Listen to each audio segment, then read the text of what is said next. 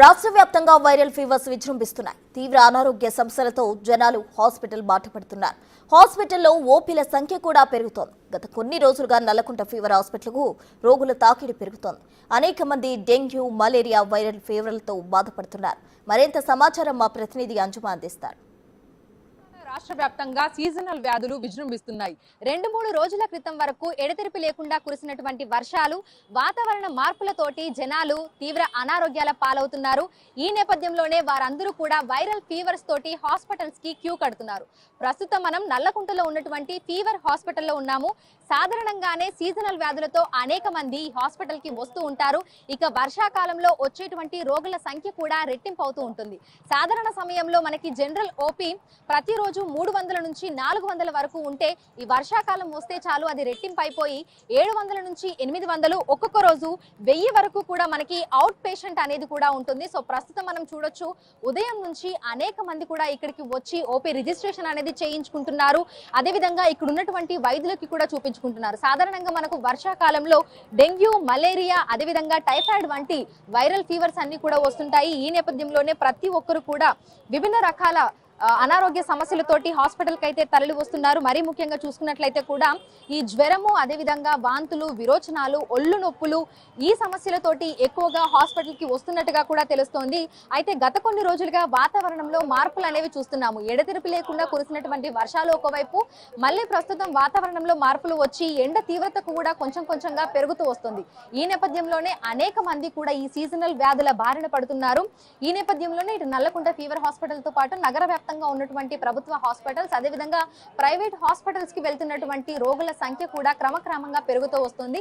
So ఒకసారి మనం visuals లో చూసినట్లయితే కూడా ఈ రోజు నల్లకుంట ఫీవర్ హాస్పిటల్ కి అధిక సంఖ్యలో రోగులైతే రావడం జరిగింది. సో వచ్చిన తర్వాత పోస్ట్ ఓపీ రిజిస్ట్రేషన్ చేయించుకొని ఇక్కడ అందుబాటులో ఉన్నటువంటి వైద్యులకు తమ అనారోగ్య సమస్యలను గురించి చెప్పి అందుకు సంబంధించినటువంటి ట్రీట్మెంట్ కూడా తీసుకుంటున్నారు. అయితే సివియర్ ప్రాబ్లం ఉన్న వాళ్ళు ఇన్ పేషెంట్ కూడా అవుతున్నటువంటి పరిస్థితులు ఉన్నాయి. సో ఒకసారి చూసుకుంటే ఇటు ఓపీ రిజిస్ట్రేషన్ అంతా కూడా మనకు రోగులతోటి నిండిపోయి కనిపిస్తుంది.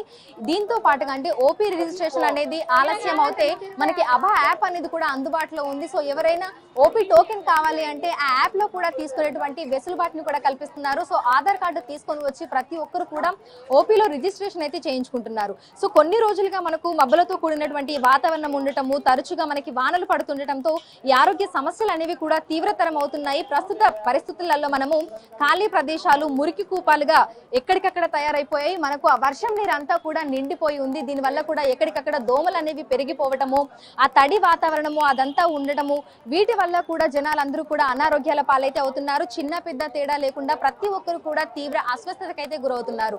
సో 2-3 రోజులుగా కంటిన్యూస్ గా హై ఫీవర్ ఉండడము, ఒళ్ళు నొప్పులు ఉండడము, వాంతులు, విరోచనాలు వంటివి అవటం వల్ల వారందరూ కూడా హాస్పిటల్ కి వచ్చి డాక్టర్స్ తో అయితే కన్సల్ట్ అవుతున్నారు. సో వాళ్ళ అనారోగ్య సమస్యలను గురించి అయితే తెలుపుతూ వాళ్ళు ట్రీట్మెంట్ అయితే తీసుకుంటున్నారు. సో ఒకసారి విజువల్స్ లో కూడా చూడొచ్చు, చిన్న పిల్లల్ని కూడా తీసుకొని రావడం జరిగింది. అక్క ఎక్కడి నుంచి వచ్చారు? ఇక్కడ హైదరాబాద్. ఏమైందంటే ఫీవరా బాబుకా?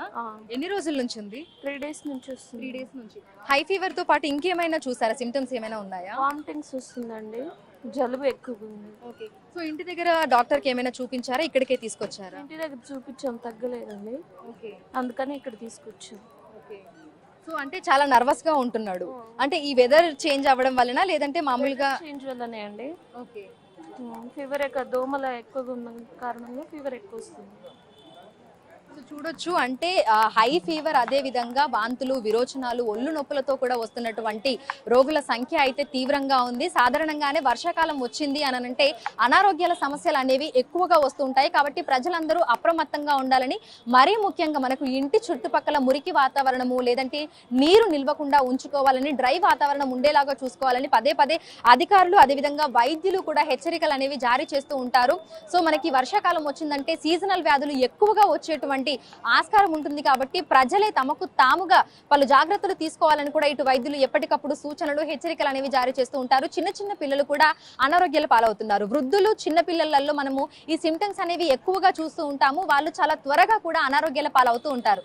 కాబట్టి ప్రజలందరూ కూడా ఈ వర్షాలు అనేవి ఎడతెరిపి లేకుండా వర్షాలు కురుస్తున్నప్పుడు ఎక్కడికక్కడ నీరంతా నిల్వ ఉండిపోయి ఆ మురికి అదంతా కూడా ఉంటుంది. కాబట్టి మనకి అస్వస్థతగా అనిపించినప్పుడు 2-3 రోజులు హై ఫీవర్ అదే విధంగా కంటిన్యూ అయినప్పుడు అంటే మనం సొంతంగా మెడికేషన్ తీసుకోకుండా ఇమీడియట్ గా కన్సర్న్ డాక్టర్ అయితే వాళ్ళు సంప్రదించాలని కూడా చెప్తున్నారు. సో ప్రజెంట్ నల్లకుంట ఫీవర్ హాస్పిటల్లో చూస్తే రోజు రోజుకి కూడా మనకి రోగుల తాకిడి అనేది అయితే పెరుగుతుంది. ఓపీ అంతా కూడా మనకి ఇక్కడికి వచ్చినటువంటి జనాలతోటి నిండిపోయింది. సో ఓపీ రిజిస్ట్రేషన్ చేయించుకున్న తర్వాత వాళ్ళు వెళ్ళి డాక్టర్ ని కన్సల్ట్ అవుతున్నారు.